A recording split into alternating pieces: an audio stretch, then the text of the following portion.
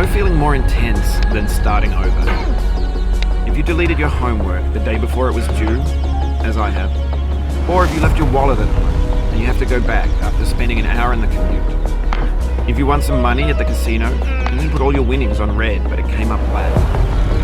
If you got your best shirt dry cleaned before a wedding and then immediately dropped food on it. If you won an argument with a friend and then later discovered that they just returned to their original view.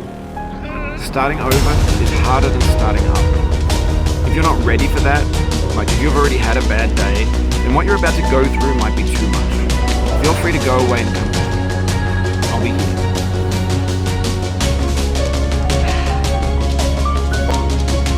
The author of that game was Jazzo, a mysterious Czech designer who was known at the time as the father of B games.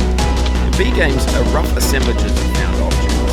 Designers slap them together very quickly and freely, and they're often too rough and unfriendly to gain much of a following.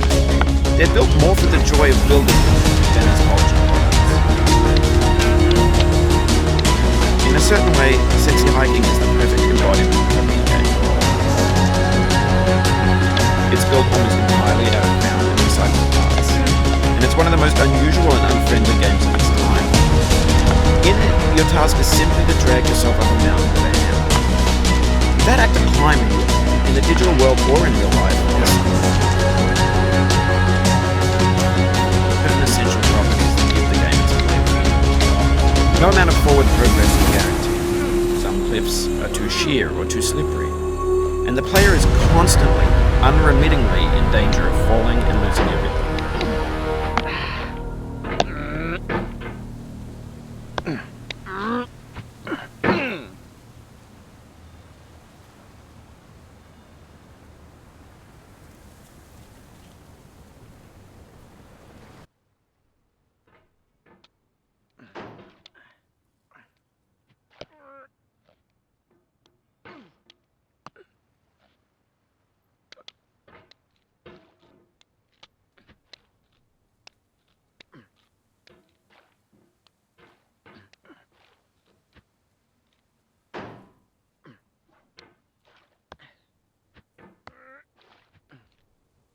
Anyway, when you start Sexy Hiking, you're standing next to this dead tree that blocks the way to the entire rest of the game.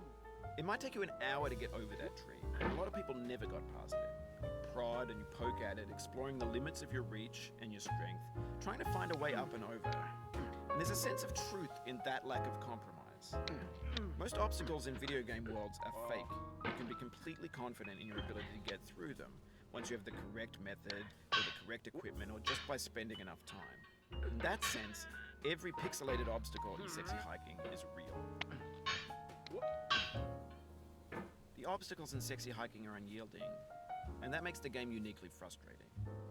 But I'm not sure Jazzo intended to make a frustrating game. The frustration is just essential to the act of climbing, and it's authentic to the process of building a game about climbing.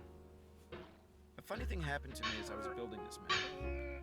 I'd have an idea for a new obstacle, and I'd build it, test it, and it would usually turn out to be unreasonably hard. But I couldn't bring myself to make it easier.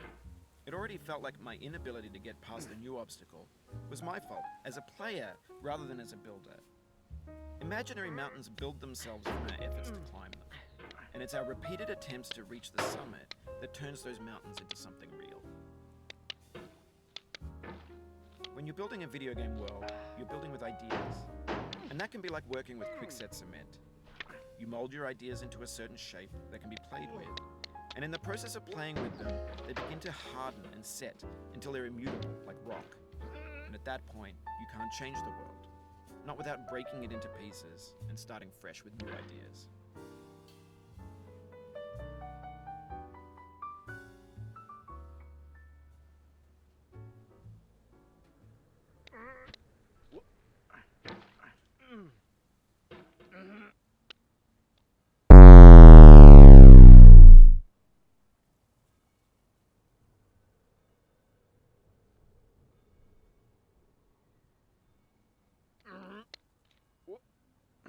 Oh, you just lost a lot of progress. That's a deep frustration, a real punch in the gut.